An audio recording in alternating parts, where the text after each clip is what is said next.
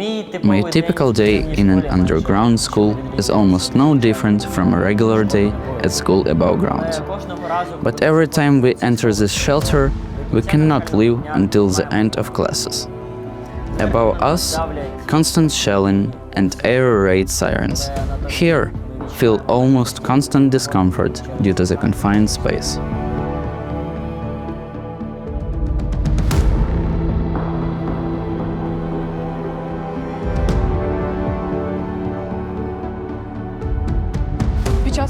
During lessons, we had a simple routine. When the siren started, we gathered, moved to the shelter, and the class continued.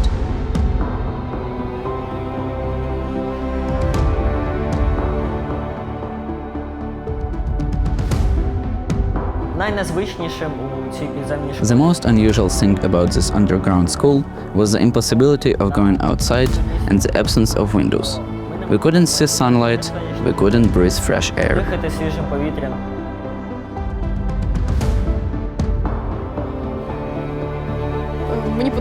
I like sitting by the window, watching the birds in the trees.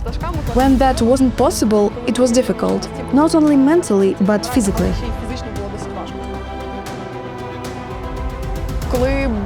When the full-scale invasion began, the school was closed for some time. We didn't attend classes. My family discussed leaving the country, but I insisted we stay in Ukraine. Because for me, it was very important to be on my own land, in my own home.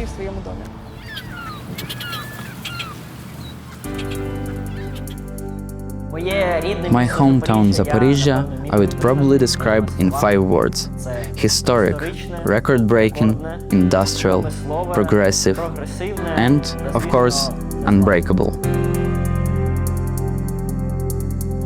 What I like about Zaporizhzhia is its location. You can go down to the river and see a beautiful sunset on the waterside. Even though there is danger, rockets or explosives in the water, it still remains beautiful. There were many adventures on the way to school when the Dnieper dam was closed after rocket strikes. We had to detour across 2 bridges and Khortytsa Island. The road, instead of 40 minutes, took an hour and a half.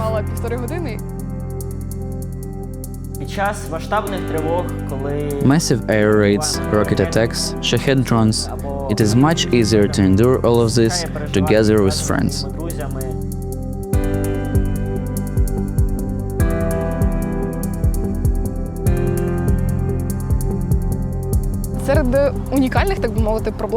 Among the unique problems of Ukrainian teenagers, of course, there is war. And the need to learn to live with the fact that at any moment you might lose a part of your life.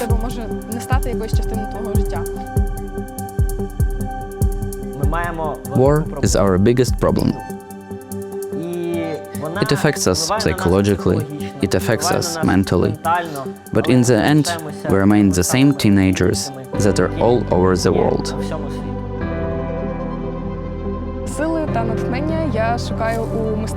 I find strength and inspiration in art, nature, beauty, and people around me. It is important for me to see my loved ones smile.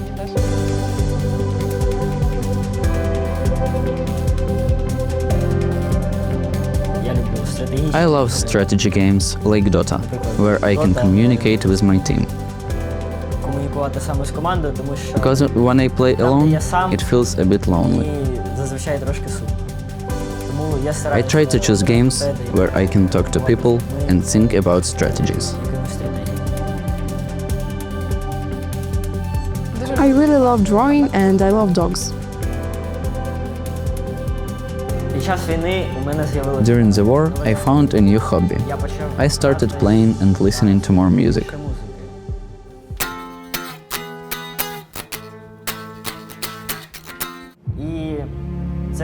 This hobby really helps me escape everything happening here in Ukraine. It feels like I enter another world, forgetting, at least for a while, about what's going on around me.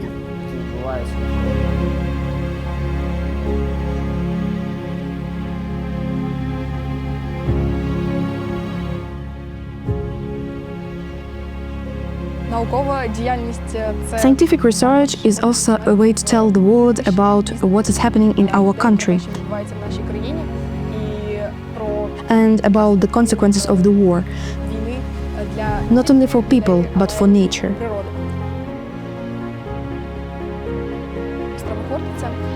My research was dedicated to Khortytsa Island. We took soil samples, examined rocket impact sites, compared them with untouched areas, and tried to determine whether there was a contamination, chemical, physical, or mechanical.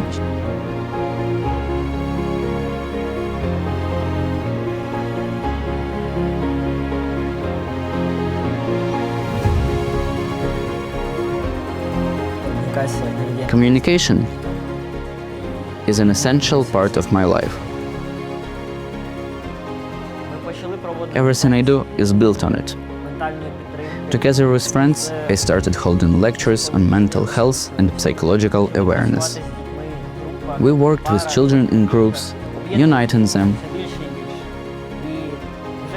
and in just 3 months, we saw how kids began talking to each other, putting their phones aside just to meet classmates and teachers.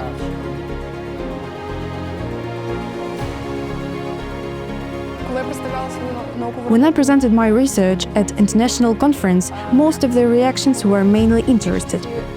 People had never seen anything like this. They had only read about the war in textbooks about World War II or seen it on TV.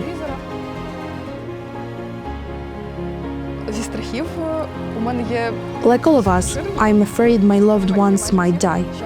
I don't worry as much about myself, but about them, because without them, it would be very hard to live.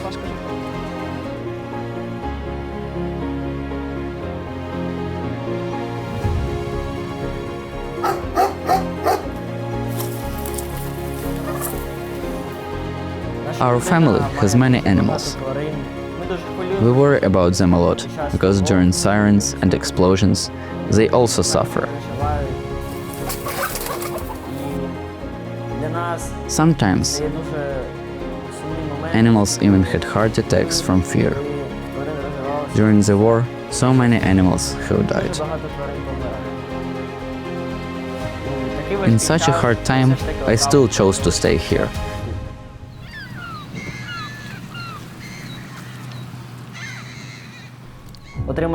To get my professional education here and to work for the reconstruction of my country after this war. I enrolled at the Kyiv National University of Construction and Architecture. I believe that Ukraine, as it has been for hundreds of years, remains the gateway of Europe, keeping it safe. We hold on so that Europe does not fall, so that the whole world does not fall. I dream of victory. Dreaming is not enough. We must act. And I personally am ready to promise. I will act for the sake of youth, for their stable psychological well-being.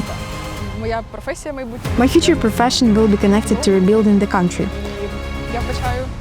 I see meaning in bringing benefit to people and Ukraine.